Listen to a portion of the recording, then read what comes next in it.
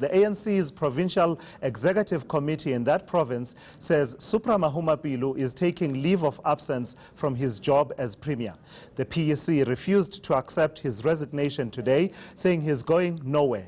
It says an acting Premier will serve in Mahikeng until the issue is resolved. eNCA's Samkele Maseko has been following this story. He joins us now live from Mahikeng. So what a turn of events it's been, Samkele, from a point where we were talking about creating the essence of absence of presence and the Premier almost at the door, and now he's back in his seat firmly and says he's going absolutely nowhere.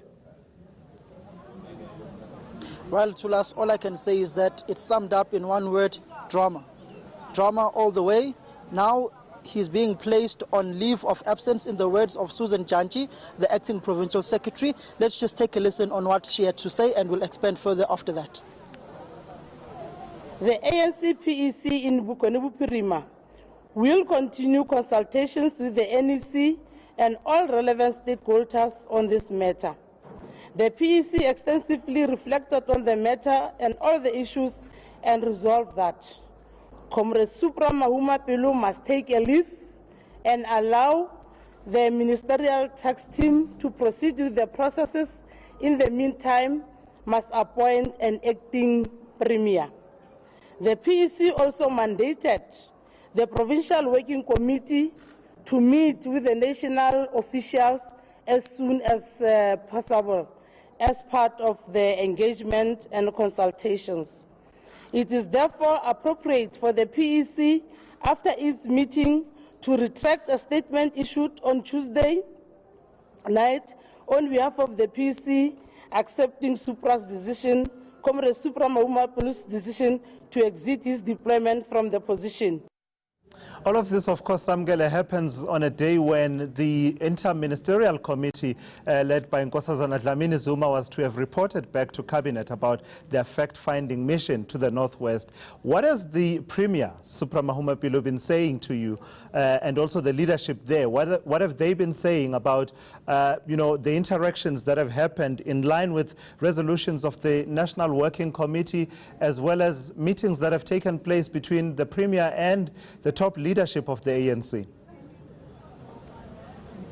Well, basically, the Premier Supra Mahumapelo is not saying that the President didn't ask him to step down or not to step down.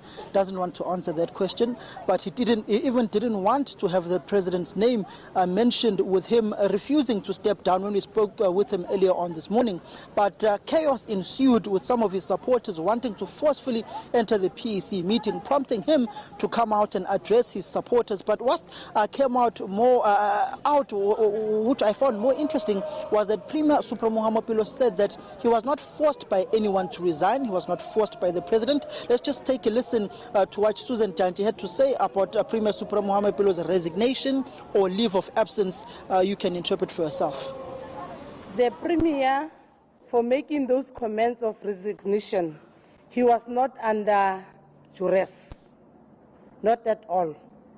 He did that on his own will. I'm saying that because the same question was asked by some of the PEC members in the meeting. In fact, it happened the other way around. The PEC forced the Premier to say, "You cannot decide to resign without us blessing that resignation." When we met as the PEC, he still insisted that he's ready to leave as soon as the PEC meeting was adjourned. But the PEC told him that it's not about you, it's about the ANC. You did not deploy yourself. So he was not forced by anybody. And President Cyril Ramaphosa, I want to put it on record, never at any stage forced or called the Premier to say, "You must resign." He has never done so. So what is the strategy, Samkele? I mean, it seems like Supra Mahumapelo has clearly identified some of the people that he says are behind his persecution, and he has a plan, including touring the province.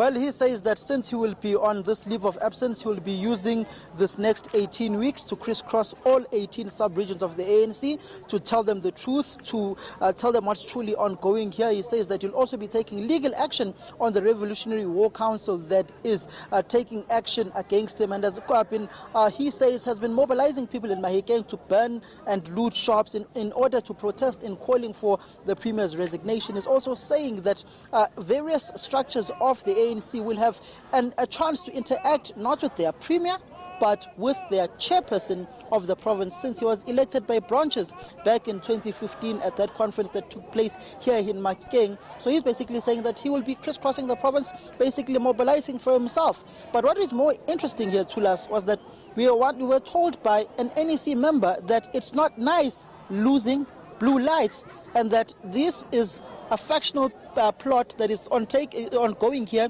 where a national faction has instructed its provincial faction to resist the ANC's decision to recall its deployee in the form of Supra Mahumapelo as the Premier of the Northwest. So basically, it seems as if ANC factions that were there in the 54th National Conference in December at Nasrec are still pretty much active and operating in today's politics post that 54th National Conference. Yeah, and of course, officially at least, Samkele, the ANC denies that its National Working Committee took this decision that Supra Mahumapelo must resign. So we must put that on the record.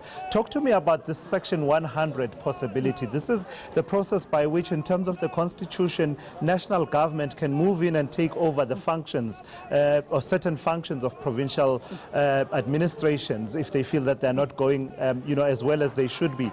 Are the leaders in the Northwest worried about that at all?